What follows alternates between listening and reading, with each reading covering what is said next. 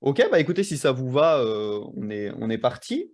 Salut Rémi, est-ce que tu veux te présenter pour les gens qui ne te connaissent peut-être pas? Alors j'ai vu que cette semaine, il y a quand même eu quelques partages de ta chaîne qui ont tourné un peu sur les groupes Facebook, mais est-ce que tu peux te présenter de manière OK, officielle? officiel, waouh. Je m'appelle Rémi, moi je suis un Parisien, j'ai tout le temps été, j'ai vécu à Paris, je faisais pousser des plantes carnivores, en bord de fenêtre pour les tempérer et à l'intérieur pour les nepenthes et j'ai émigré au Canada il y a quoi? 5 ans et ici c'est le Manitoba, donc c'est le centre du Canada. Heu, c'est un endroit où il y a très souvent du vent, qui va venir du nord, donc c'est l'une des grosses villes les plus froides du Canada. On parle quand même, l'hiver, c'est au moins une fois par hiver, on va taper à -40. Donc juste pour donner un peu de perspective.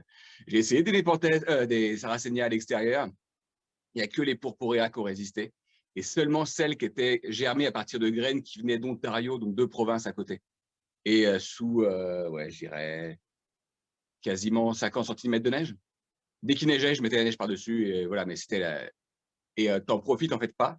Là, je sais pas si je vous montrais tout à l'heure, il y a encore de la neige. Nous, le printemps est pas encore arrivé, donc du coup, même les plantes carnivores qu'on ferait pousser à l'extérieur, tu profites 3 mois. Donc ça a pas de sens ici, c'est un peu, dommage de faire des plantes, tempérées. Donc du coup, je me suis dit: «OK, je vais faire de la népenthe en bord de fenêtre» et ça a été le principe de ma chaîne parce que tout le monde me disait: «Ah, c'est de la connerie, c'est pas possible», alors que je le faisais en France et du coup, je me suis dit: «Bah, tu sais quoi? Je dois pas être le seul idiot à le faire, donc je vais, interviewer d'autres personnes partout dans le monde qui en ont fait, qui font pareil» et c'est le principe de la chaîne, donc bien sûr, il y a plein de tutoriels et compagnie sur ma chaîne, mais ma chaîne YouTube qui est Windowsill Nepenthes. Windowsill, c'est bord de fenêtre et D'ailleurs, j'en Nepenthes. profite, je vais mettre la chaîne aussi sur le chat. C'est en anglais par contre, hein. Ouais, c'est en anglais parce que comme j'interviewe des gens du monde entier, interviewer en français, c'est quand même super balèze. Alors que là, le fait d'interviewer en anglais, ça me permet d'interviewer des gens de République tchèque, d'Australie, d'Amérique, un peu partout, quoi. Donc, ça a quand même un gros avantage de parler anglais. Donc, du coup, il y a des interviews et maintenant que j'ai une tente de croissance, je vais aussi faire des interviews de personnes qui ont des tentes de croissance pour échanger de l'information, en fait. C'est vraiment ça, c'est partage de savoir. Qu'est-ce qu'ils ont fait? Qu'est-ce qu'ils ont fait comme conneries? Qu'est-ce qu'ils ont fait qui a fonctionné pas mal? Est-ce qu'il y a des choses qu'ils conseillent aux débutants ou des choses qu'ils conseillent d'éviter? Ce genre de choses, quoi. Ils donnent en gros leurs conditions de température, humidité et compagnie. Est-ce que vous auriez aussi, si vous aviez un groupe d'amis autour? C'est juste que, paumé au Canada, moi je suis passé par internet pour faire ça, donc donc voilà, mais c'est tout. À part le fait que la chaîne est en anglais, plein de tutoriels, plutôt une bonne communauté. On va être à 6 500 je crois en 3 ans et je pense globalement avoir entre 8 et 10 000 subscribers à la fin de l'année, mais donc il y a une bonne, croissance, mais effectivement le seul problème, c'est que ça va être en anglais. Donc après en anglais, vous allez comprendre ce que je dis, hein. J'ai clairement un accent français, je vais pas le cacher, hein. Moi, j'ai appris, l'anglais en lisant et en écrivant comme à l'école, à l'époque. Donc mon accent, il est, plus Frenchy que ça, tu meurs et donc c'est plutôt facile à comprendre. Heu, c'est pour ça que j'ai pas mal d'étrangers, en fait, sur ma chaîne qui me suivent parce qu'ils disent: «Hey, j'arrive à te comprendre». Donc voilà, je vous invite à passer voir, si ça vous intéresse, et si vous avez des, nepenthes que vous faites pousser en bord de fenêtre comme moi, je serais ravi de vous interviewer. J'ai pas encore eu un seul Français qui a osé, être interviewé en anglais. Donc si vous avez ça, je suis preneur. Voilà, c'est tout. Ouais, et puis Hem, c'est intéressant parce que c'est vrai que, on a vraiment ce truc de, bah, tu vois, moi j'ai un petit terrarium, juste, ici où, mmh justement que j'ai pris exprès pour me dire: «Ah bah, voilà, je vais pouvoir faire pousser deux trois Nepenthes». Puis je pense que ça démotive aussi pas mal de débutants d'acheter des Nepenthes, même des trucs un peu faciles de jardinerie ou quoi, parce qu'on dit tout le temps qu'il faut les faire pousser en terrarium et cetera, alors que c'est c'est ça, quand même possible pour certaines d'entre elles, avec certaines conditions que tu vas nous expliquer, de les faire pousser même en rebord de fenêtre quoi, finalement. exactement. Vu qu'on va parler de conditions, je vais directement te donner les conditions que j'ai moi en bord de fenêtre. J'ai un sensor push, donc c'est une sorte de petit boîtier là-haut, qui va collecter, les données toutes les minutes. Donc, du coup, ça me permet de voir l'humidité que j'ai et la température. Donc, moi, par exemple, cette semaine, du 27 mars au 31 mars, j'ai eu au plus chaud de la journée 24 degrés ici, parce qu'on est plein sud. Donc, quand le soleil tape, ça chauffe bien, quoi. Quand le soleil tape plus, du coup, moi, la nuit, j'ai eu 15 degrés. Parce que, encore une fois, il fait -10 à l'extérieur. Donc, même si c'est du double, triple vitrage, le froid quand même descend de la fenêtre et refroidit. Donc ça a un vrai bonus d'avoir cette baisse de température. Beaucoup d'espèces préfèrent la baisse de température plutôt qu'une super forte humidité. Et du coup, Et tu cultives plutôt des Nepenthes d'altitude, j'imagine? Ou pas forcément? intermédiaire Ouais. et un peu, pas Highland, les vrais purs Highland comme tu pourrais avoir les Loei. Non, Loei n'est pas passé ici. Ça n'a pas fonctionné. Du coup, je vais être plutôt dans de l'intermédiaire, mais à la limite. Au moins un des deux parents, souvent, est un Highland. Donc, du coup, ça permet qu'ils apprécient cette baisse de température. Par contre, aucun lowland, quoi. J'ai essayé une ampularia, par exemple, et d'autres qui étaient un peu plus demandantes au niveau de la température. Même une Gaïa, tu vois, Nepenthes Gaïa, qui est quand même solide. Les baisses de température sont tellement fortes l'hiver, 15, 14 degrés des fois. Donc là, les pichets étaient déformés, ça poussait, c'était pas heureux, quoi. Donc, bah, ça va quand même demander de s'adapter. Mais si j'avais un bord de fenêtre, je veux dire, au Texas ou en Floride, ce serait vachement différent. Là, les mêmes espèces que moi, je ne peux pas faire, je pourrais les faire. Et vice-versa. Je vais avoir ici des Nebularum, par exemple. Elle, je ne suis pas sûr qu'elle apprécierait vraiment d'être au Texas où il va faire du 25 la nuit. Je ne suis pas sûr que ça passerait. Ça vaut beaucoup d'essayer, hein. Au pire, la plante, tu la mets dans une tente de croissance ou un terrarium le temps qu'elle récupère un peu, puis tu la revends. Après, j'ai rarement perdu une plante, à moins que ce soit par une maladie ou un stem rot ou une pourriture des racines. Ça, bon, ok. Mais sinon, en général, le pire qui va se passer pour une népenthèse, c'est qu'elle va arrêter de faire des pièges, ralentir, voire arrêter sa croissance. Bon, c'est là où les alarmes sonnent et que tu le descends, tu le mets dans le terrarium, tu attends 1 mois, 2 mois qu'elle refasse des pièges, tu les prends en photo, un peu jolies, et revendu. Donc, Et du coup, tu as un terrarium aussi quand même? Justement pour stocker tes plantes un peu, comme ça, un peu malades, bah, qui supportent pas? non, j'ai les plateaux comme ça, tu peux les acheter avec une sorte de dôme en plastique transparent. Et c'est ce que je faisais, quoi. Donc, du coup, ils étaient au bas, au basement, donc c'est au sous-sol, avec une lampe de croissance et voilà, frais, humide, relativement humide. Dans les dômes, c'est bien, c'est du 80 à 100%, hein. Donc, et voilà, 2-3 mois, le temps que ça récupère, et immédiatement vendu. Donc, je m'acharne pas, hein. Si c'est un truc qui marche pas, il marche pas. J'ai d'autres plantes qui marchent très bien. Je préfère essayer toutes les plantes que je pense qui peuvent fonctionner. Et après, j'arriverai avec une sélection de, OK, ici, voici les plantes qui peuvent passer. Et donc, voilà, quoi. Mais ouais, donc, Cool. pour les températures, comme je te disais, on va avoir du entre 24 et 15 cette semaine. Et l'humidité entre 55 et 45.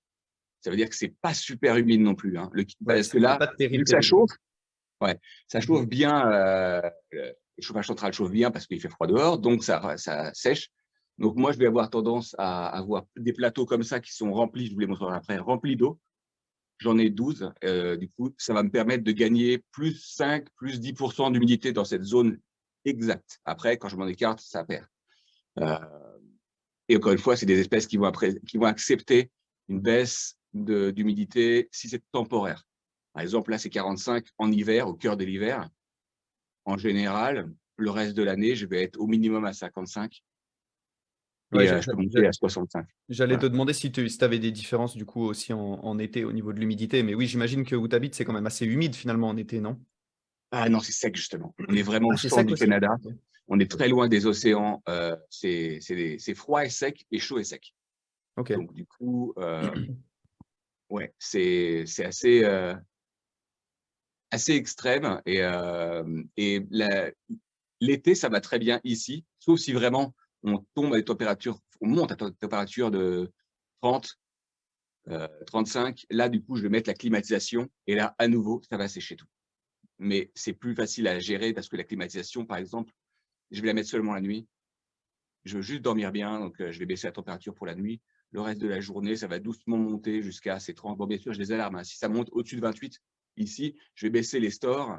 Le soleil entre pas l'été, hein. Il est trop haut. Donc ça, c'est bien. Et je vais baisser les stores, je vais brumiser plus souvent, voire je vais mettre la clim aussi. Parce que des fois, il vaut mieux éviter d'avoir des températures trop hautes, quitte à perdre un petit peu d'humidité. Donc voilà quoi. Mais en général, là, je regarde sur les données de l'année, je suis entre 28 et 16 de température avec une moyenne de 20. Et l'humidité, je suis, voilà, 65 tout l'été, 65, 70 si je brumise. Et ouais, on peut tomber à 50, 45. Donc, c'est pas inaccessible. Je pense que d'avoir un bord de fenêtre à 55, ça devrait le faire. Moi, ce que je fais, c'est que je vais avoir tendance, je vous les montrerai après, mais là, tu vois, c'est de la sphène vivante. Donc, du coup, la sphène vivante, je vais la brumiser matin et soir pour qu'elle reste. Là, elle est sèche parce que je ne l'ai pas brumisée ce matin, mais elle va relâcher de l'humidité.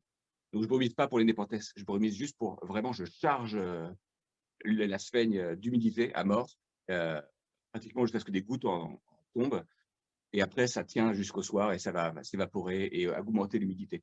Autour, hein, l'humidité, elle ne monte pas 1 mètre au-dessus. Hein, ça va juste être au niveau du sol. Donc, mais du coup, j'arrose moins aussi les plantes. J'arrose 1 fois par semaine. Parce que comme la première couche est super humide, en dessous, c'est beaucoup plus sec et je pense que c'est pas mal. Mais bon. Ouais, alors du coup, tu vas nous montrer un petit peu, tes installations. J'ai juste une question là qui vient d'arriver dans le chat qui dit: «On déconseille généralement très fortement de cultiver les Nepenthes, les pieds dans l'eau». Ici, je vois que ça fonctionne très bien. Est-ce que tu as une astuce pour cette réussite? Alors, elles n'ont pas vraiment les pieds dans l'eau, hein, tes Nepenthes, c'est Voilà. ça? Attends, je vais changer la caméra pour Donc comment juste, je suis? donc Rémi, donc il va nous faire une petite visite. Donc vous Ah pouvez quand oui. même mettre vos questions en commentaire, et cetera. Moi, je vais enlever ma caméra pour que ce soit en plein écran pour vous. D'accord. Et voilà, n'hésitez pas. Moi, je vais peut-être t'interrompre aussi de temps en temps, Rémi, si T'inquiète, jamais quand tu j'ai as des questions. des Et questions, n'hésite pas. je te laisse nous montrer tout ça. OK.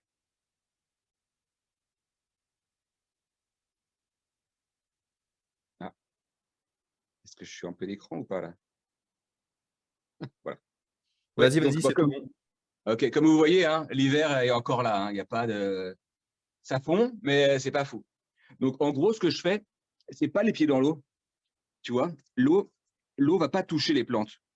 Je vais charger d'eau et jusqu'à ce que ça frôle l'espèce de je sais pas trop comment on appelle ça, en français. Ici, ils appellent ça crate. C'est des choses qu'on trouve dans les luminaires. C'est ce qu'ils mettent pour empêcher que les néons dans les bureaux, ils vous défoncent les yeux. Donc Une en sorte gros, c'est quoi? C'est une sorte de grillage un peu, non? c'est ça, un grillage plastique. Donc Ouais, tu OK. vois, même là, tu vas voir qu'il y a de l'eau au fond, mais ça va jamais toucher. Jamais le pot, il va toucher l'eau. Donc du coup, cette eau-là, elle va s'évaporer et permettre justement de monter l'humidité. Mais à aucun moment, on va avoir, tu vois, si je soulève, l'eau, elle est vraiment en dessous, mais elle touche pas la grille. Donc du coup, ça permet de pas avoir les pieds dans l'eau du tout. Non, non, les pieds dans l'eau, vraiment, je le déconseille, hein. Et justement, le fait que ce soit surélevé comme ça, donc là, je crois qu'il y en a 12 des plateaux. L'eau, comme elle touche pas les racines, je peux mettre de l'eau du robinet. Je m'en fous. S'il y a des minéraux ou des produits, je m'en fous. Ça va naturellement s'évaporer et monter l'humidité. En fait, c'est vraiment ça. Tous ces plateaux-là servent à monter l'humidité. Pas vraiment à maintenir la plante avec de l'eau sur les racines, mais vraiment juste à s'évaporer et à ouais, bah voilà quoi. Donc ça permet de monter l'humidité. Et la sphaigne, si on la brumise pas, elle va tourner blanche. Là, par exemple, ici, elle commence à être blanche, blanche, et elle est sèche aussi, complètement sèche. Donc là, pour le coup, ça veut dire qu'il faut que je la brumise et que je vais brumiser. Vraiment, j'évite même de toucher les feuilles, si je peux. Je vais brumiser sous les feuilles pour toucher la sphène qui est en dessous, mais je ne vais pas m'embêter à brumiser tout le plateau parce que ça n'a pas d'intérêt. C'est vraiment juste maintenir la sphène vivante et chargée de flotte. C'est à peu près tout ce que je fais. Et c'est pas mal d'ailleurs de remplir tous ces plateaux-là d'eau parce qu'en fait, finalement, ça te fait quand même une surface assez grande d'évaporation, quoi. Donc ça Ah oui, doit bien, bien augmenter, je vais l'hygrométrie au essayer de moins reculer, mais jusqu'au-dessus. c'est ça, tu vois. Donc moi ici, là même, normalement, j'ai un plateau, mais là, c'est un petit orangé qui avait pas envie d'être dans le froid, mais globalement, j'ai des plateaux sur toute la longueur. Et puis voilà, donc ça va vraiment aider. Mais je sais que j'ai fait une vidéo la semaine dernière ou il y a 2 semaines, où j'ai testé l'humidité ici en hiver, la nuit, donc vraiment pas d'effet d'évaporation du soleil. Et j'avais quand même 5% de plus ici que là où je filme en ce moment. Donc c'est vraiment très, très local. Et quand c'est en pleine journée avec le soleil qui tape, là, l'humidité, j'ai plus 10%. Donc c'est vraiment le truc que j'ai trouvé pour monter l'humidité, quoi. C'est vraiment aider avec la sphaigne et avoir les plateaux surélevés de façon à les remplir d'eau. Et voilà, quoi. Petite question, Rémi, je t'interromps. Est-ce que Ouais. tu as des soucis de moustiques l'été ou pas du tout? Genre, est-ce qu'ils À viennent, l'intérieur de la ils maison, viennent tu veux pas dire, ou à pondre? l'extérieur? Bah, ils viennent pas pondre à l'intérieur ou des trucs comme ça dans tes réserves d'eau, quoi. Bah non, parce que du coup, ils peuvent pas rentrer. Il n'y a pas de moustiques qui entrent dans la maison. En gros, on fait attention à ce que les portes restent pas grandes ouvertes, les fenêtres. Il y a, je sais pas si, enfin, je peux pas vous le montrer parce que ça se verra pas à l'écran, mais les fenêtres qui s'ouvrent, elles ont tous une moustiquaire. Parce que ici, on a beaucoup de lacs. Dans cette province-là, il y a 100 000 lacs, des petits lacs, mais 100 000. Donc, il y a plein de moustiques l'été. Donc, tu as envie d'ouvrir les fenêtres, mais tu n'as pas du tout envie que les moustiques entrent. Moi, j'ai une poêle moustique et je vais me faire défoncer. Donc, j'ouvre les fenêtres pour aérer, mais il y a des moustiquaires à chaque maison ici, à chaque fenêtre, Ah pardon. ouais, ouais, ouais. Ok, ok. Ah oui, c'est vrai que Donc c'est non, pas ils le. n'entrent pas. Ok. Mais il y a un truc contre ça, hein. Tu mets des sortes de, c'est des sortes de donuts qui vendent. Je sais plus comment ça. C'est pour mettre dans les bassins d'eau. Et c'est des sortes de petits donuts. Ça ressemble un peu aux bonbons qu'on avait quand on était gamin. Et tu le mets dans l'eau et ça va libérer une sorte de produit. Non, je crois que c'est un champignon ou un truc comme ça, ou un microbe qui va défoncer les larves de moustiques. On s'en sert quand on a des tourbières à l'extérieur. Tu en mets un dedans et ça te stérilise ton eau. Il n'y aura pas de moustiques qui vont pondre pendant un certain temps. Donc là, c'est possible de faire fondre ce donut et après d'arroser tout le monde. Et ça devrait effectivement limiter. Mais j'ai jamais vraiment testé parce que j'ai pas eu besoin à l'intérieur. Ok, merci. D'autres questions ou par où je commence en fait? Je fabriquais. Non, on n'a pas d'autres questions. Bah écoute, comme tu veux, est-ce que tu veux nous présenter, je sais pas, on peut peut-être parler encore un peu de l'installation, peut-être avant de passer dans Ouais, les espèces que tu as et tout. Au niveau, j'ai vu que tu avais des sortes de lampes au-dessus. Tu gères comment l'éclairage? à l'éclairage, normalement l'hiver, je vais avoir justement des lampes de croissance comme ça. C'est pas hyper fort, mais vu que c'est du plein sud et que, bah, comme vous voyez, il y a 3 fenêtres plein sud, le soleil va entrer, les lampes vont aussi permettre d'allonger les jours parce que comme ça tombe à 6 heures de lumière l'hiver, je vais garder mes lampes allumées de façon à ce que j'atteigne les 12 heures de lumière, 14 heures de lumière. Ça va dépendre. Et là, maintenant que les jours rallongent, il faudrait que je me bouge et que je reprogramme le programmateur pour que je les éteigne au moins au milieu de la journée. Mais c'est dans ma liste de trucs à faire et j'ai eu vraiment la flemme dernièrement. Mais donc, je laisse juste allumer 14 heures par jour. Mais ouais, ça, c'est juste vraiment utile l'hiver. Parce que l'hiver, les 2 premières années, non, la première année, j'avais presque pas de piège. Les plantes étaient en forme, mais pas de piège. Et après, j'ai rajouté des lampes de croissance, ou ça aurait pu être des lampes normales même. Juste, j'ai aidé à ce que les jours soient plus longs et un peu plus puissants au niveau de la lumière. Et c'est bien passé. Donc, du coup, ouais. Norme de croissance, pour l'hiver, au moins, je recommande. Après, c'est pas obligatoire hein, si vous voulez faire des économies. Mais comme c'est des LED, ça consomme pas non plus des masses.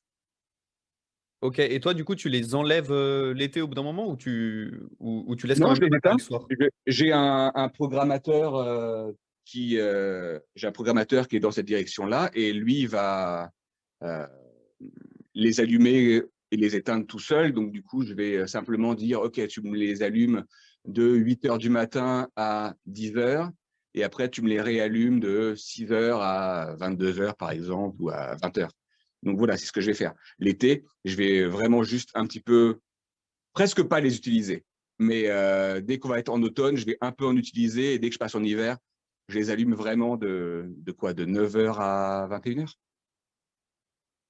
Ok, ok, ça marche. Donc, c'est juste un supplément de lumière parce que comme elles sont déjà en humidité relativement réduite, je préfère compenser avec une bonne lumière, un bon apport de lumière. Parce qu'elles sont déjà un petit peu challengées, on va dire. Donc, on ne va pas non plus… Donc, voilà. Et après, il y a des espèces qui n'aiment pas trop la lumière. Donc, ça se passe plutôt pas mal aussi. Hein. Donc, à voir. Ok, moi j'ai une autre petite question et après tu nous montreras un peu les espèces Ouais. que tu as ou comment tu organises un peu l'espace et tout aussi. Mhm. Au niveau du substrat, du coup, tu as dit que tu mettais de la sphène vivante là en surface et tu mets quoi Ouais. en dessous? Ça dépend des espèces ou tu as une espèce de formule un peu universelle? Non, c'est sphaigne et sphaigne sèche et perlite.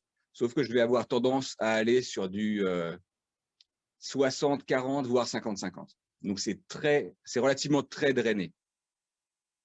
Donc, c'est très Ok. drainé, mais c'est parce que justement, comme c'est tout le temps sous, on va dire, 2-3 cm de sphène vivante, qui est brumisée matin et soir, du coup, j'y vais tout doucement en dessous. C'est très aéré. Et justement, quand j'arrose une fois par semaine, vu que c'est sur une grille comme ça, je vais arroser tout ce que je veux. Désolé, hop, je vais arroser tout ce que je veux dans le pot et ça va naturellement descendre en dessous et remplir le plateau. Donc, en gros, je vais arroser ces 2 plateaux-là tout à l'heure jusqu'à ce que je vois que le niveau d'eau dans la grille est monté et frôle la grille. Là, je sais que je m'arrête. Je l'ai chargé d'eau à mort. Je peux passer au suivant. Et je vais faire exactement ça pour tous, quoi. Je vais les arroser un peu, jusqu'à ce que je vois que l'eau du plateau est à limite. Et là, je sais que voilà, j'ai chargé au maximum et ainsi de suite, quoi.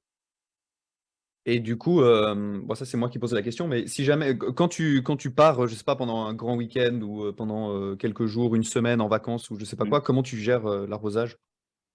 Alors, quand je pars à ce point-là longtemps, ça va être l'été. Et plusieurs fois, je suis parti 3 semaines en France. Parce que la France me manque, hein, la bonne bouffe quand même. Vous n'avez pas idée à quel point c'est un luxe. Le Mais bon fromage là. Ah. tout, tout le fait juste que des gens aiment la nourriture et juste mangent pas pour rester vivants. Juste de pouvoir mettre un peu plus cher et d'avoir de la qualité, alors qu'ici, c'est payer le minimum possible. Ils ont des fromages qu'on ne sont pas, mais je ne parle même pas seulement des fromages, de toute la nourriture, quoi. C'est vraiment… ici, le repas standard, c'est viande, patate. C'est à peu près ça, quoi. Donc, D'accord. c'est hyper triste. Mais bon, peu importe. Donc, ce que je fais, quand je pars 3 semaines, je baisse tous les stores. J'utilise uniquement les lampes de croissance pour éviter justement une trop forte aération. Et là, l'eau, je vais la monter. Il va y avoir quasiment 2 centimètres d'eau au-dessus de la grille. Donc, la première semaine, l'eau va quasiment toucher encore un peu le bas des pots, mais quasiment plus. Deuxième semaine, déjà, au bout d'une semaine et demie, la grille est apparente et l'eau ne touche plus les pots. Et encore une semaine et demie après, la grille, elle, sera vide. Donc là, l'humidité ambiante va baisser. Mais il n'empêche que les népertesses, elles encaissent, elles n'ont jamais eu le moindre problème. Sauf vraiment les petits pots comme ça. Les petits pots comme ça, eux, ils vont être chiants, ils vont sécher. Tu vois, c'est tellement minuscule que ça va vite sécher. Mais dès qu'on passe sur des pots de 10-12 cm, ça va, hein, ça tient bien. Hein. Surtout quand ils sont bien paqués comme ça, tu vois ce que je veux dire? Il n'y a pas d'air, il n'y a vraiment pas d'espace. Là, ils vont avoir tendance à maintenir l'humidité. Alors que des petits pots comme ça, là, eux, ils vont perdre leur humidité parce que l'eau va s'évaporer hyper vite. Donc voilà, mais là, volontairement, je laisse pendant une semaine de l'eau toucher les pots, donc vraiment la sphène se gorge d'eau, mais c'est que pendant une semaine, quoi. C'est vraiment comme s'il y avait une énorme tempête de flotte pendant une semaine dans les tropiques, ce qui arrive évidemment, et après, bah, ça va se ressécher naturellement. Donc je suis un peu pas trop délicat avec mes plantes, on va dire. Et ça passe très bien. Donc, il y a beaucoup d'idées reçues en disant qu'elles vont être hyper fragiles. Ça va dépendre des espèces et comment on le fait. Évidemment, si elle était dans l'eau tout le temps, là, il y aurait des problèmes. Elle, par exemple, c'est la Ventricosa. Elle, le substrat était trop chargé d'eau. Et du coup, il a fallu que je la rempote. Elle avait de l'œdème, il y a encore quelques traces et compagnie. Mais depuis que je l'ai rempotée, il n'y a absolument aucun problème. Et du coup, même en bord de fenêtre, vous voyez, je vais avoir des graines prochainement. Donc, c'est plutôt cool, quoi. Ok, juste quelques petits commentaires du chat. Il y a Ouais. Boris qui nous dit que pour les histoires de donuts que tu disais là contre les moustiques, apparemment il y a une vidéo de Saracenia Northwest Ouais. là-dessus. Donc si quelqu'un sait où l'a trouvé, qu'il l'envoie dans le chat, ça peut peut-être servir à d'autres personnes. Et vous savez où Euh, j'ai trouvé ces donuts? Je les ai trouvés dans les boutiques d'hydroponie. Ici, il y en a beaucoup parce que ok. le cannabis, c'est légal au Canada. Donc, Ah, du c'est coup, vrai. dans toutes les boutiques d'hydroponie et compagnie, quand c'est de la croissance, 2 tentes de croissance, à mon avis, là où vous achetez vos tentes de croissance, vous devriez pouvoir en trouver. Et sinon, je pense qu'Amazon, ça doit pouvoir se faire. Ça ne doit pas être très sorcier, quoi, je pense. Mais Ok. ouais. D'autres petites questions. On me demande si c'est dans ton salon que tu as, que tu tes plantes. Et du Hein. coup, si tu n'as pas de souci de moisissure dans la pièce ou contre les murs ou des choses comme ça.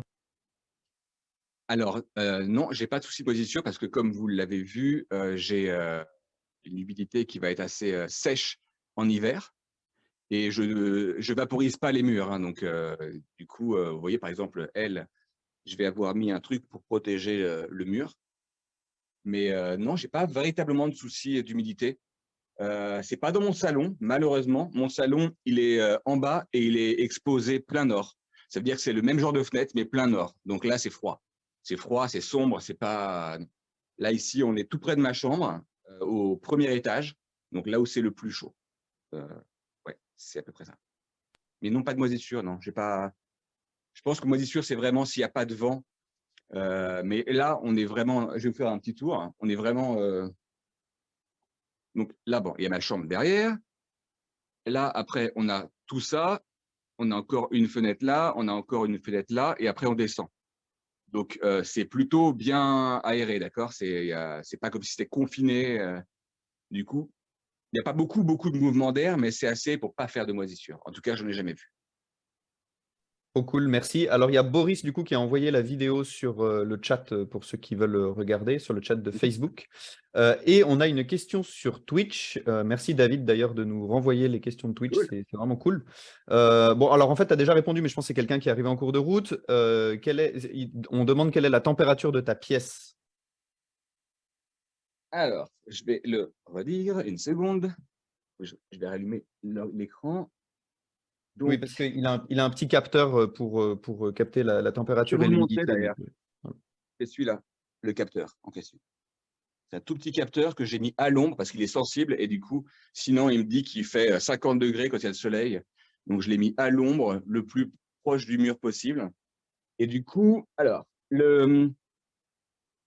en moyenne, je vais avoir au maximum de l'été 27 degrés, 28 degrés. Et au plus froid de l'hiver, la nuit, je vais avoir du 14 degrés. De façon globale, là, pour le mois dernier, j'ai eu 24 degrés la journée à cause du soleil, grâce au soleil, et j'ai eu 15 degrés la nuit. Parce qu'encore une fois, c'est l'hiver, d'accord? Donc, avec ça, du moins 10 dehors, et encore, on ne peut pas trop se plaindre, moins 10, c'est rien ici. Du coup, oui, on va avoir des baisses de température, tout le froid va descendre des fenêtres et glisser là-dessus. Et après, là, il fait moins 15. Mais si je teste, pardon, moins 15, excuse-moi, je ne suis pas si fou. Là, il fait peut-être 15 degrés la nuit, mais si je testais quelque part là où il y a ma main, on serait déjà à 17, d'accord? Et le reste de la maison va être à 18, 19. Mais près des fenêtres, ça descend, le froid descend vraiment et ouais, j'ai une bonne baisse de température. Et pour l'humidité, je suis ce mois-ci entre 55 et 45 à cause du chauffage central qui sèche beaucoup. Et le reste de l'année, je suis plutôt entre 55 à 65%, on va dire. Et il n'y a pas de système de brumisation ou de spray, d'humidificateur et tout ça. C'est vraiment juste tous les plateaux que je remplis d'eau jusqu'à ce qu'ils frôlent les pots. Donc, ça ne touche pas les pots. Et après, ça s'évapore. Et tout ça va naturellement rentrer dans l'air. Mais c'est une bulle d'humidité de 1 mètre autour des plantes, hein. Après, ça disparaît, l'humidité, hyper vite. Ok, nice. Bon, écoute, ça fait déjà 30 minutes, donc je propose que tu nous fasses une Oh, petite visite de tes espèces, là, que tu nous montres un petit peu ah, ce que tu cultives. ok. Déjà, les plus. Bon, c'est pas des Nepenthes cette fois-ci, mais ça va être Pinguicula et Helianthora. Donc, l'Helianthora, pareil, hein, selon l'espèce, c'est jeune encore, c'est du minor ça, mais ça va plutôt bien passer. J'ai de Veitchii, donc de Veitchii, il passe bien aussi avec tous les poils que vous avez sous les feuilles. Ça permet de… En général, une espèce poilue, elle va mieux encaisser une baisse d'humidité, une petite humidité. J'imagine que les poils collectent à peu près l'humidité. Donc, qu'est-ce que j'ai d'autre qui fonctionne bien ici? Là, je vais avoir des hybrides de Truncata. Ça passe bien aussi. Truncata passe très, très bien ici. En gros, ici, c'est les petites que j'ai eues récemment, ou que j'ai poussées à partir de graines. Et après, je vais avoir les un peu plus vieilles, les plus vieilles, les plus vieilles. Et après, j'ai les adultes qui vont être de l'autre côté. Mais par exemple, des hybrides de l'OEI, là, c'est quoi? OK, celui-ci, ça va être Veitchii par l'OEI et après par Platykaila. Donc, ça passe très bien. Ça, c'est je crois que c'est ah zut. C'est le problème de la sphène, c'est que ça va avoir tendance aussi à bouffer les names, tous les trucs de nom. Ça, c'est un hybride de Truncata avec du Ephipiata, je crois. Donc, pareil, ça passe bien. Emae passe très, très bien aussi. Tiens, là, on en a une nouvelle. Ça, c'est Emae. Ça va passer très bien. On va avoir du Rob Conkley par Molly. Donc, ça aussi, ça passe bien. Qu'est-ce qu'on aurait d'autre? Dans les trucs un petit peu décevants, Rob Conkley, par exemple. Rob Conkley pur, non. Il n'est pas… Là, il me fait le premier piège depuis 3-4 mois. C'est pas fou. D'accord? C'est juste… j'aurais peut-être pas dû le prendre. J'ai testé. Le Nebularum, à l'inverse, lui, il a l'air de se plaire. Il n'est pas là depuis… il est là depuis 1 an peut-être maximum, mais il a l'air de se plaire. Il fait ses petites feuilles, il vit sa vie et compagnie. Et Truncata normal, lui, il se plaît tout à fait en bord de fenêtre, quoi. Là, il m'a fait son plus gros piège pour l'instant, même s'il est plus petit que l'autre espèce. Ça, c'est le Spatulata par Spectabilis. Et il est… il est plus large, alors je sais pas. Je croyais qu'il était plus grand. Bon, en tout cas, quoi d'autre? Donc, ouais, Spatulata Spectabilis, ça passe bien. Truncata. Moi, ici, le Burkey, il passe bien aussi. Et le Burkey, c'est justement, il s'est mis à faire une vigne. Donc là, du coup, les pièges d'hiver sont pas terribles, mais il court, il court, il court, et il va jusque-là. Donc, ça passe très, très bien. Il y a quoi d'autre ici que je conseille? C'est tout ce qui est Brixiana. Je ne sais pas si vous le voyez au fond. Brixiana, il passe très, très bien, ça pousse bien, c'est rapide, c'est robuste. Et c'est ce gros pépère là qui va commencer à monter. Et pareil, je vais le faire suivre. On a du… tout au fond, ça va être chiant. Juste Donc, on petite a du… question, Rémi, Ouais. il a quel âge, par exemple, ton Truncata là ou ton Veitchii, là, tes gros spécimens, tu les as pris à quelle taille? Depuis combien de temps tu les as ou quel âge ils ont, quoi, plus ou moins? Alors, je les ai eus petits, d'accord. Le Truncata, je l'ai eu de cette taille-là il y a 2 ans et demi, je dirais. 2 ans et demi, 3 ans. Et lui, il devait avoir cette taille-là. Et ouais, je dirais que je l'ai depuis 3 ou 4 ans. Ah, mais 3, ça 4 pousse ans. si vite, les Truncata et ce genre de Le trucs? Truncata est super lent au début. Au début, elle est restée, par exemple, à cette taille-là pendant 1 an. Et d'un coup, il y a eu, je ne sais pas quoi, mais j'imagine que les racines étaient assez fortes. Et là, ça a commencé à faire des bonds de taille de feuilles. Et là, ça a commencé à être vraiment rapide. Mais c'était plutôt lent à Ok. démarrer. Pareil, celle-ci, je n'étais pas impressionné au début. Hein. C'était tout petit, c'était ouais. Et, depuis 6 mois maintenant, là, ça commence à être, j'imagine, assez adulte. Et là, ça pousse bien. Et c'est Et la… ouais. pardon, vas-y, vas-y, vas-y. La Spatulata spectabilis, elle a l'air de plutôt encaisser. Et là, tu vois, la ventilation est là, même si j'essaie de le bloquer par le palmier et par un plastique. Donc, elle se prend quand même du vent relativement sec et ça passe plutôt pas mal, tu vois. Et c'est cette plante-là, et elle fait des pièges à presque 50 cm de distance maintenant. Donc, toute mon organisation, moi, petit humain qui pensait gérer la nature, Tu vois, complètement raté, quoi. Je pensais garder les gros balaises de ce côté-là pour empêcher que les petites se fassent écrabouiller. Et elle m'a fait un piège à 50 cm en allant pousser tout le monde, dont la Nebularum. Donc ouais, c'est Burkey, Brixiana, Spatulata par Spectabilis et Truncata. Ouais, c'est celles qui vont être là depuis 4 ans. Et ça peut pas être 5 ans parce que j'étais pas, enfin, je venais d'arriver. Donc c'est vraiment 4 ans maximum. Et ouais, ça passe très bien. C'est lent, hein. Truncata, par exemple, une feuille, c'est 80 jours. Hein. Donc faut pas être pressé non plus. Hein. Donc Ok, ouais. pas de la croissance Et si rapide. ton Veitchi, et pourquoi d'ailleurs ton Veitchi, là, tu le mets, pourquoi tu le mets enfin, de l'autre côté, tu le mets pas avec les autres? Bah parce que au début, je me disais, est-ce que je vais le faire pousser, s'accrocher comme les autres? Et en fait, il avait l'air de pas trop apprécier, tu vois, trop de lumière. Il avait l'air d'être moyennement heureux avec trop de lumière. Donc là-bas, on se retrouve avec la fenêtre, vraiment. Ce spot-là était déjà pris par la ventricosa. Du coup, je me suis dit, OK, je vais le mettre à l'ombre, comme ça, quand il y a vraiment le pic à midi de soleil, il est dans l'ombre et il n'y a pas de problème. Et puis sinon, au milieu enfin, désolé, mais au milieu de ce bazar, je ne les voyais pas, les pièges. Du coup, j'étais un peu frustré, c'est quand même mon espèce favorite. Et ouais, déjà là, il y a des espèces qui vont être un peu cachées par les feuilles. Ça va vite devenir un peu frustrant, quoi. Il y a des pièges que je repère, je sais que je les verrai quasiment jamais. Ils sont dans le fond à fond, de l'autre côté. Donc voilà, c'est pour ça que je l'ai volontairement, elle, déplacée. Parce que au pire, je la ferai courir, vu que ça a tendance à rester au sol. Je la ferai courir de ce côté-là. Mais ouais.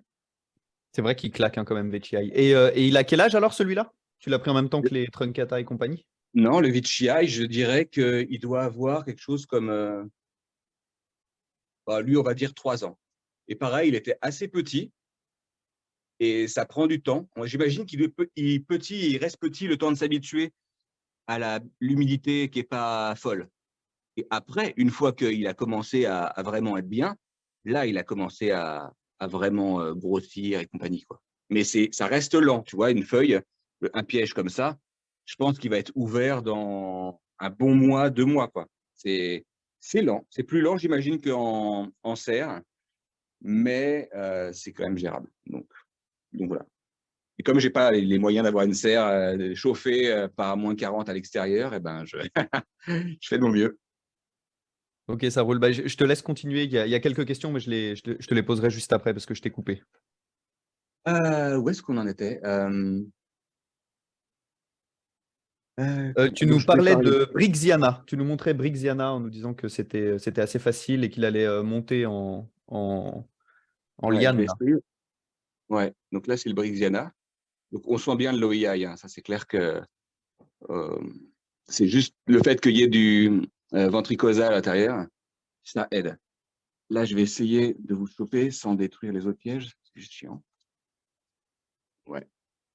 Ouais, ben, ça va me faire chier. Je vais essayer de vous Non, mais approcher, alors. t'inquiète, on le voit, hein, on le voit bien. On le voit bien. OK. On le voit Et assez bien. donc voilà, quoi. Mais ouais, Brixiana, super solide. Un autre truc qui marche bien pour moi, c'est lui qui est comment ça s'appelle? Maxima Red Leaf par l'OEI. Pareil, il passe très bien. Le piège est un peu moins impressionnant pour l'instant, c'est celui-ci. Donc, je vais essayer de vous l'attraper. Donc voilà quoi. Mais une plutôt bonne croissance, il n'a pas l'air d'être difficile, ça passe bien quoi. Et à l'inverse, là j'avais du Platykaila et je vais vous dire d'ailleurs. Ah non, c'est pas ce pot-là, c'est l'autre pot. Bon, je t'enverrai peut-être les noms. Platykaila avec du Vichai, j'imagine. Mais voilà, ce piège-là est superbe, sauf qu'il date d'il y a 3-4 mois. Et aucun piège de tout l'hiver. Donc lui, qui est lui d'ailleurs, ici, j'imagine que je vais le descendre en bas parce que vraiment le manque d'humidité ne lui plaît pas. Ça, c'est pareil, c'est du sibilensis par ventricosa par sibilensis et aucun piège. Il y en a eu un ici. et puis rien d'autre. Donc clairement, ces deux espèces-là, on va les oublier pour le windowsill. Pour moi, c'est trop sec. Si j'étais en Floride, ça irait, mais là, ça passe pas. Alors que, encore une fois, le Rob County Eye par l'OEI passe bien. Tout ce qui est Ventricosa par Amata, eux aussi, ils passent bien. J'ai déjà fait des boutures de celui-ci et il repart, il fait encore plein de rejets, donc c'est parfait. Ventricosa aussi, ça passe bien. C'est moins fun, c'est un peu plus classique, mais vu que mon but, moi, c'est quand même de faire des graines, parce que je sais que les espèces de Ventricosa, elles ont tendance à donner des bonnes plantes de bord de fenêtre. Voilà quoi. Qu'est-ce qu'il y aurait d'autre? Il y a tous les, celle-ci, Spectabilis. Et encore une fois, là, c'est une Spectabilis pure, et l'autre, c'était Spatulata par Spectabilis. Donc, je me demande si Spectabilis, c'est pas une espèce qui serait pas mal en bord de fenêtre pour beaucoup plus de monde.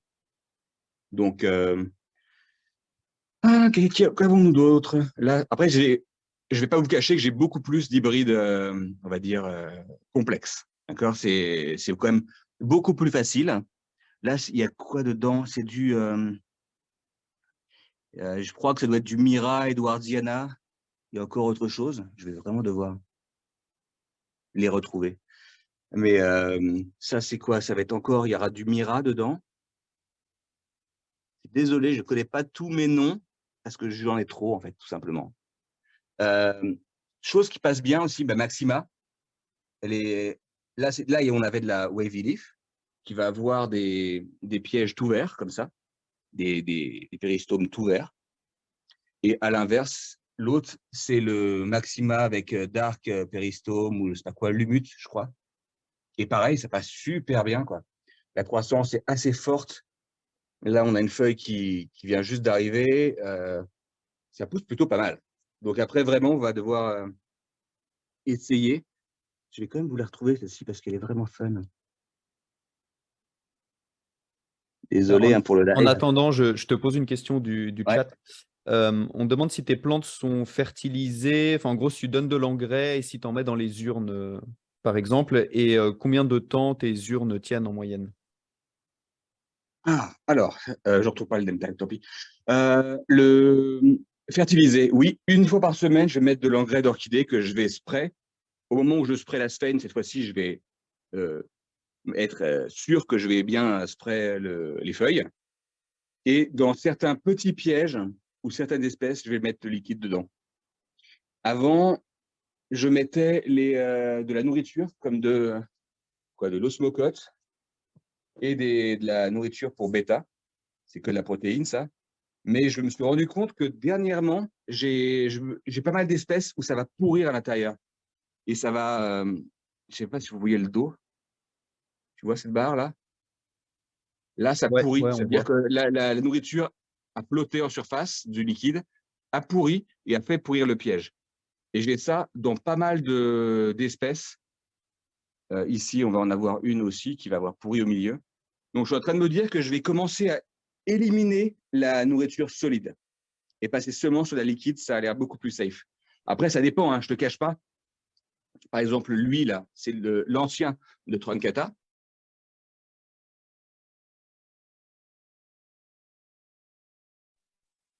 Rémi, on t'entend plus si jamais. Bon, là, désolé, quelqu'un a Ouais, appelé. c'est bon, c'est bon. Donc là, c'est un ancien de Truncata. Et je l'ai déjà mis quelque chose comme 3 mocottes à l'intérieur parce qu'il est en train de mourir. Et que, voilà, donc certaines espèces vont encaisser super bien une bonne charge de bouffe. Truncata, l'OEI, ça passe très, très bien. Lui, par exemple, Spatulata par Spectabilis, vu à quel point le pichet a l'air un peu souple, je suis pas sûr. Et Tu m'entends? juste, Ouais. ouais, je t'entends, je t'entends. Et la sphaigne, elle bronche pas du coup quand tu mets de l'engrais foliaire comme ça? Ah bah non, au contraire. Et c'est pour ça qu'elle pousse si bien, en fait. C'est que dès que tu as de l'engrais d'orchidée, la sphaigne, plus tu lui donnes à bouffer et plus elle est contente. Le truc, c'est que je crois que c'est Carnivero, dans une interview, il disait que c'est pas parce qu'on a de la sphaigne vivante que les népenthes sont heureuses.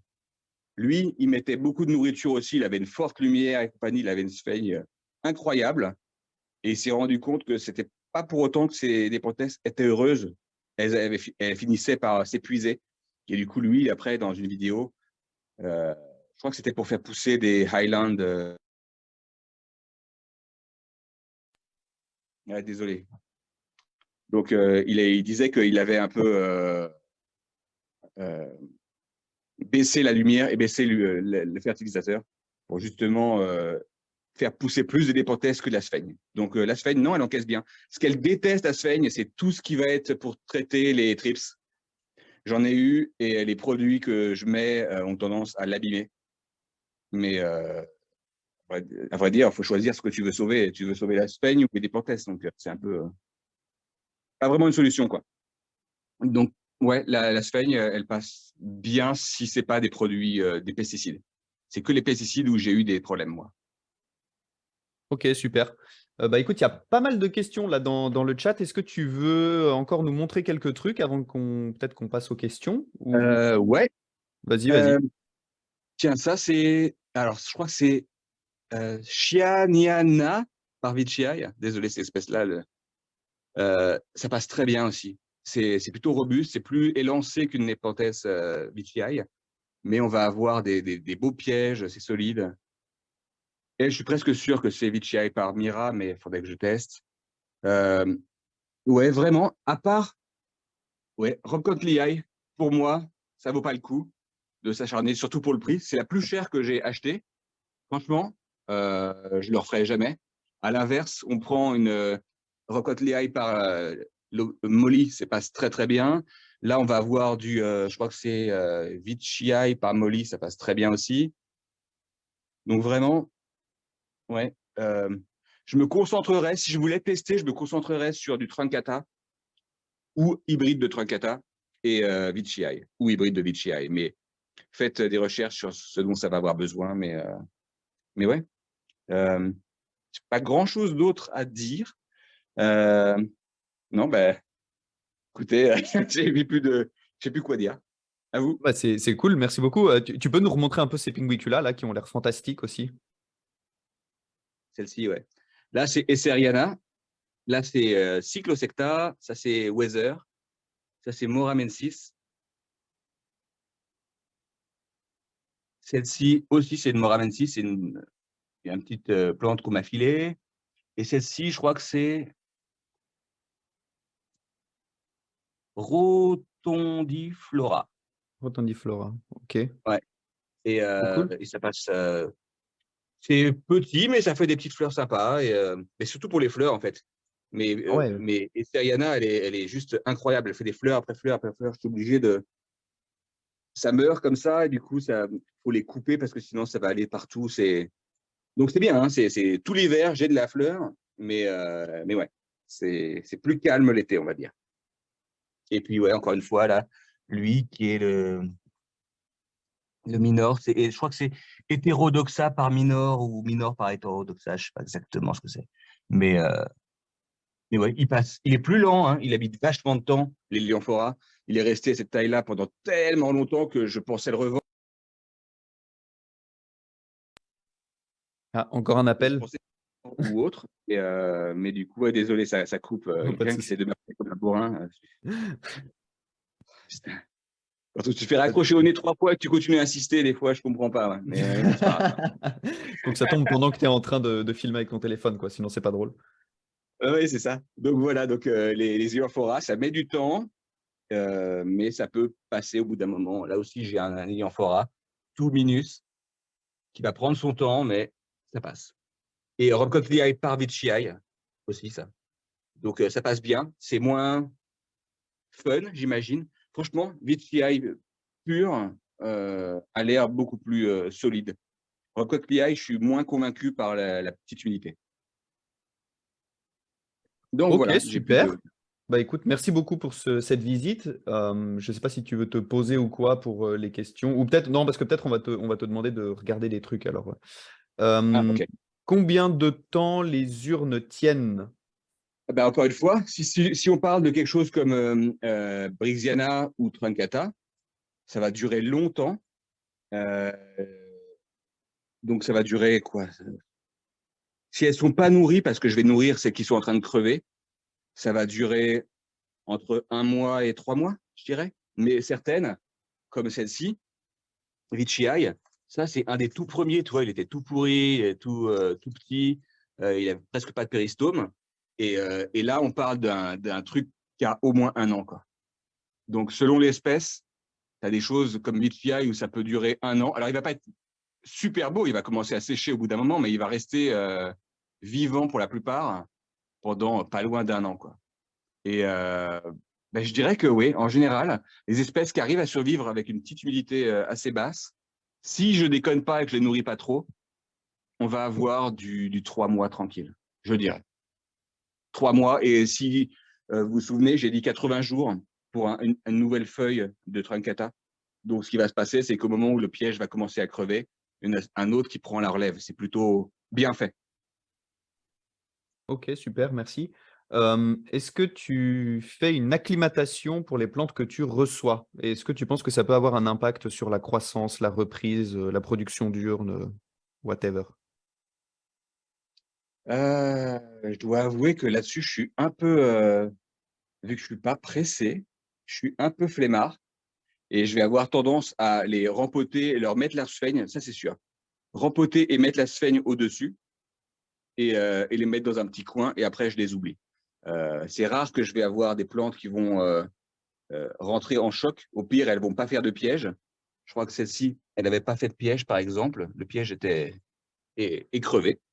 Et, mais en général, au bout d'1 mois ou 2, ça y est, la feuille est repartie, les pièges sont repartis, tout va bien, quoi. Donc, non, pour le coup, je pourrais faire un vrai effort de patience en mettant tout bien, mais je suis plus inquiet sur le fait qu'on va avoir un soleil relativement fort. On est dans la pièce la plus chaude de la maison.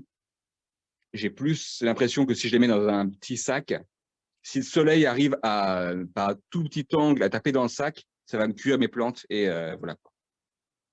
Donc, je vais avoir tendance à pas faire trop d'acclimatation, en fait. Ou alors, je les mets en bas, dans les plateaux, mais avec les dômes cette fois-ci, donc super haute humidité et plutôt frais. Euh, je vais les laisser grandir à une certaine taille, si je sais qu'elles sont sensibles. Une fois qu'elles auront cette taille-là, là, oui, je vais les remonter ici et tous les pièges vont mourir parce qu'il y aura moins d'humidité, mais les nouveaux pièges seront bien.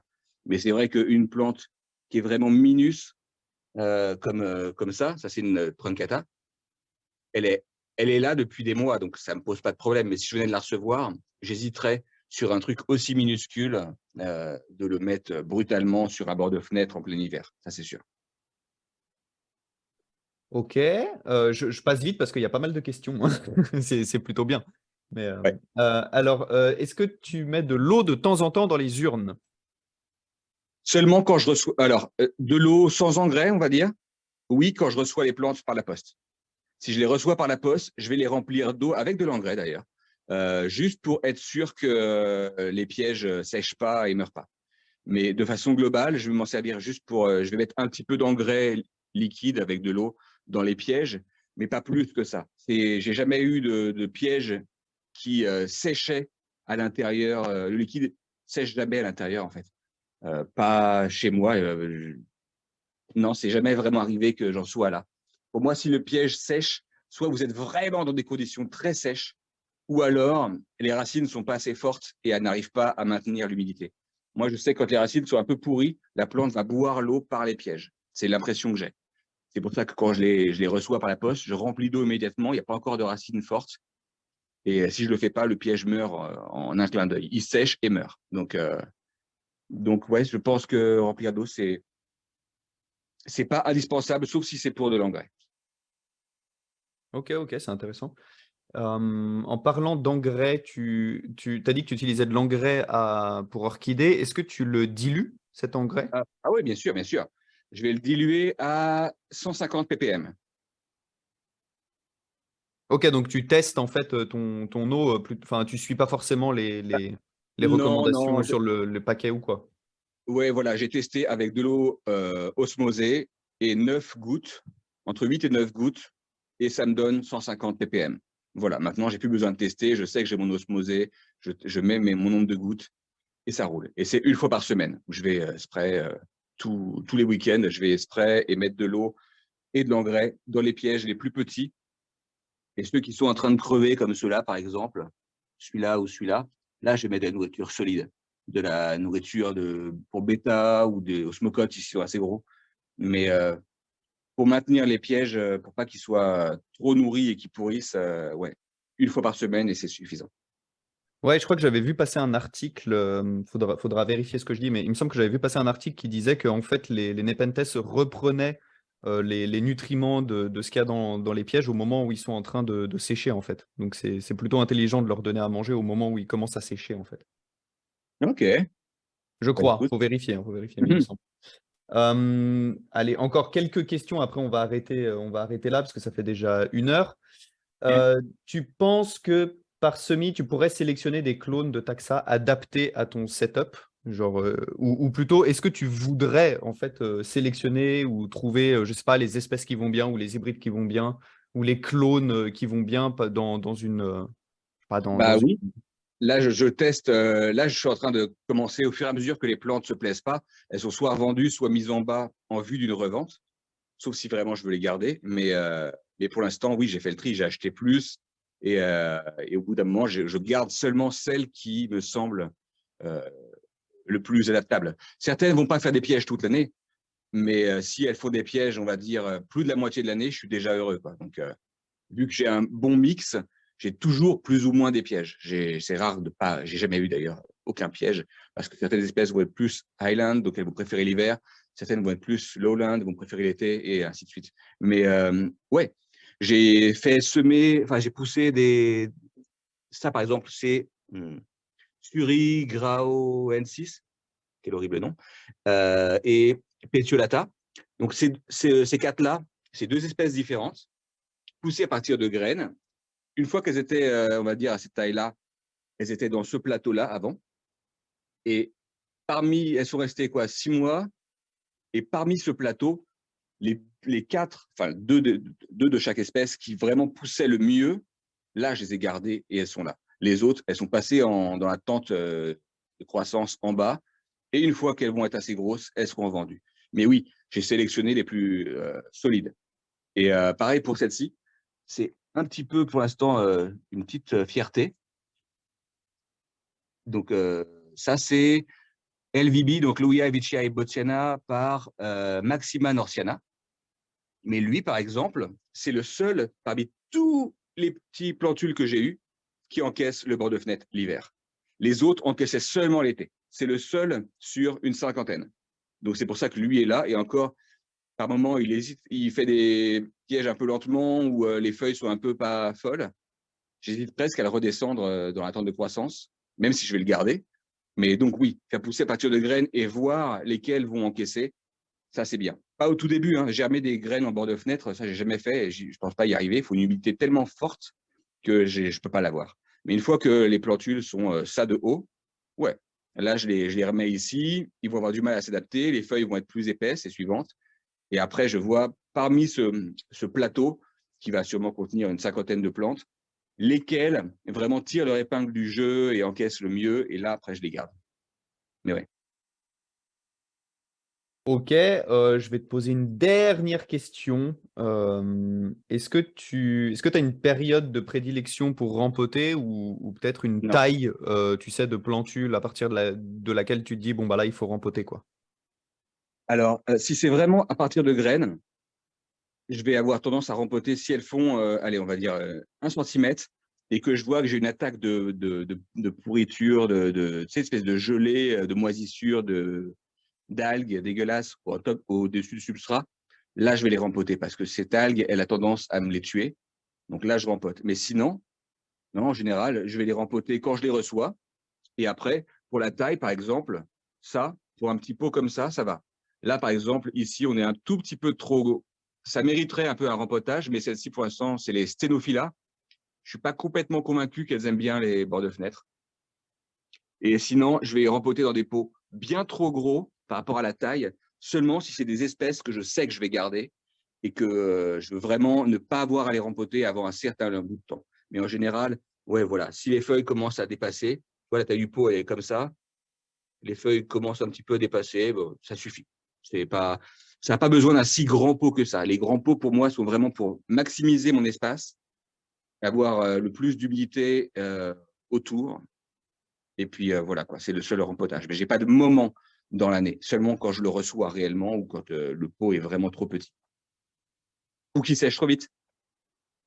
S'il sèche trop vite, oui, je rempote. Parce que ça veut dire qu'il y a trop de racines par rapport au substrat. Mais bon. Ok, super. Bah écoute, je pense qu'on va s'arrêter là parce que ça fait déjà 1 heure. Merci Ok, je vais changer beaucoup. la caméra. Ouais, mais merci beaucoup, hein, c'était vraiment cool, c'était Ah, c'était de rien. vachement intéressant. On a eu plein de questions là.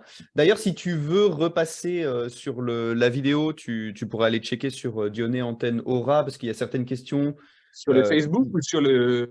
sur le Facebook de Dionée Antenne Aura. Il y a eu deux. Je sais pas si tu veux compléter certaines réponses ou certains trucs ou je sais pas. Bref, Ouais. n'hésite pas. Pour les personnes dans le chat, j'ai mis sa chaîne YouTube où il parle de tout ça, où Rémi fait des interviews, etc. Au tout Mais début en dans les anglais. commentaires. Mais c'est en anglais. Mais voilà, vous pouvez aller voir aussi le reste. Et puis merci à toutes les personnes qui ont posé des questions et tout. Là, je crois qu'on était un peu plus de 20 pendant tout le long, donc c'est pas mal. Ouais. On va de toute façon refaire, on va faire une vidéo de la visite de collection et puis des questions, etc. Et puis on la mettra sur sur la chaîne YouTube de Dionée. Comme ça, vous pourrez aller re-regarder et puis écouter tout ce qu'il a dit si vous êtes arrivé en cours de route. Voilà, tu veux dire un dernier truc, Rémi, ou c'est tout bon? Bah non, à part le fait que essayez, si vous avez autour de 50% d'humidité, prenez quelque chose de robuste comme une Trincata ou du Maxima ou même une Vici. Essayez un truc pas trop cher. Il y a des Vici que vous pouvez avoir, pas la peine d'avoir la Candy Dream super chère. Non, non. Essayez une Vici que vous allez trouver euh, et testez parce que vous pourriez être surpris. Elles sont plutôt tolérantes s'il n'y a pas trop de vent et que l'humidité est assez stable. Mais elles aiment bien, beaucoup d'espèces aiment bien les baisses de température la nuit. Donc, ouais, je dirais essayez et voyez si ça passe ou pas. Et au pire, vous rendez la plante. Mais ça vaut vraiment le coup parce que vous seriez surpris. Il y a beaucoup d'idées reçues sur leur sensibilité. Et je me rends compte que non, pas tant que ça. Elles sont quand même assez adaptables. Donc voilà, c'est tout. Super. Essayez. Eh ben, merci Rémi, merci à tout le De monde. rien. Et puis Merci pour bah, à la l'invitation. prochaine alors, hein. Ouais, allez, bonne Salut, ciao, ciao. soirée pour vous. Ouais, c'est ça. Bonne journée pour toi. Ciao. Merci. Ciao.